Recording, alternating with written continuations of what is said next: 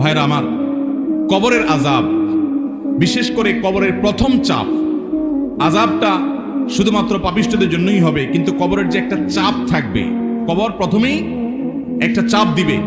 যারা কবরস্থ হবে না, বারজাখী জীবনে যে যেখানে তার ধ্বংসাবশেষ থাকুক, সেখানে একটা প্রেসার প্রত্যেকটা মানুষকে দেয়া হবে, একটা চাপ থাকবে। একটা হাদিসে আসছে, নবী করিম সাল্লাল্লাহু আলাইহি ওয়াসাল্লাম বলেছেন, এই চাপ থেকে কেউ রেহাই পাবে না। যদি কবরের চাপ থেকে কেউ রেহাই পায়, তাহলে সে সাদ ইবনে মুআজ রাদিয়াল্লাহু তাআলা একজন সাহাবীর কথা বলেছেন, তিনি পাবেন।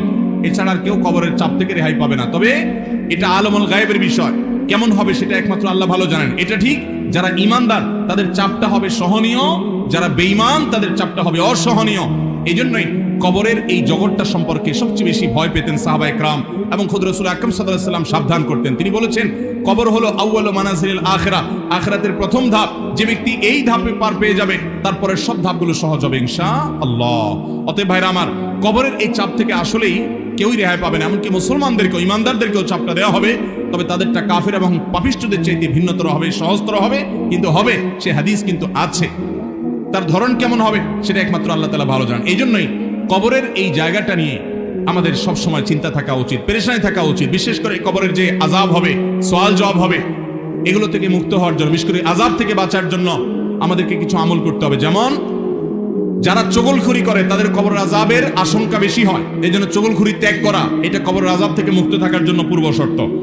আরেকটা হলো পেশাব থেকে ভালো করে পরিচ্ছন্ন হওয়া, পবিত্র হওয়া। ঘর বাড়ি, জামা কাপড়, শরীর পেশাবে মাখামাখি না করা, যত সম্ভব পেশাব থেকে পরিচ্ছন্ন থাকা। কারণ নবী রাসূলুল্লাহ সাল্লাল্লাহু আলাইহি ওয়াসাল্লাম বলেছেন, ইস্তানজাহু মিনাল বাউল, তোমরা পেশাব থেকে পবিত্র হও ভালো করে।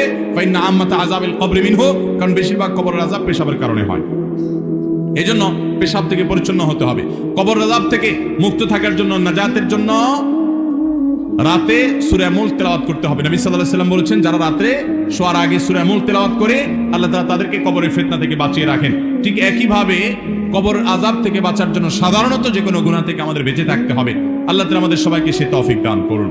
তাহলে ভাইরা আমার, কবরের যে চাপের কথা বলা হয়েছে, হাদিসের ভাষ্য মতো সেটা সকলকে দেওয়া হবে, এমনকি ঈমানদাররাও সেটা থেকে রেহাই পাবে না। এই জন্যই সাহাবায়ে কেরাম অনেক ভয় পেতেন কবরের জগৎ নিয়ে। এখানে নাজাত তো বাকি সবগুলো নাজাত। আল্লাহ আমাদের সবাইয়ের কবরের জগৎটাকে সহজ করুন, এবং বারজাখী জীবনে আমাদেরকে আল্লাহ তাআলা সকল আযাব ফিতনা থেকে বাঁচিয়ে রাখুন।